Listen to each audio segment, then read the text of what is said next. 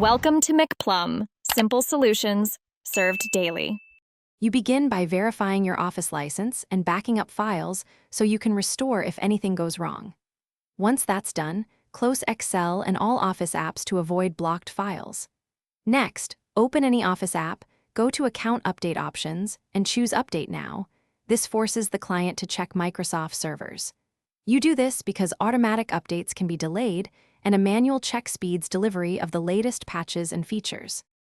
Once the update starts, monitor progress in the app so you can react if it stalls. If you rely on Windows Update, open Settings Update and Security and inspect optional updates for Office-specific packages. For corporate machines, coordinate with IT to deploy via WSUS, SCCM, or Endpoint Management to ensure the correct build and channel.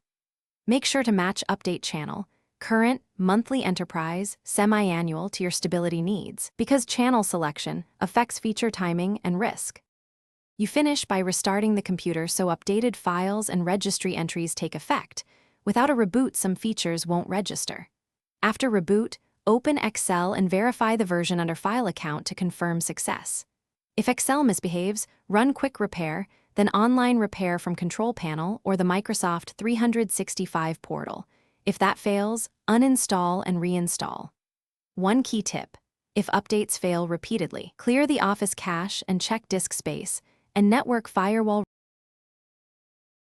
Thanks for watching. Stay juicy and subscribe.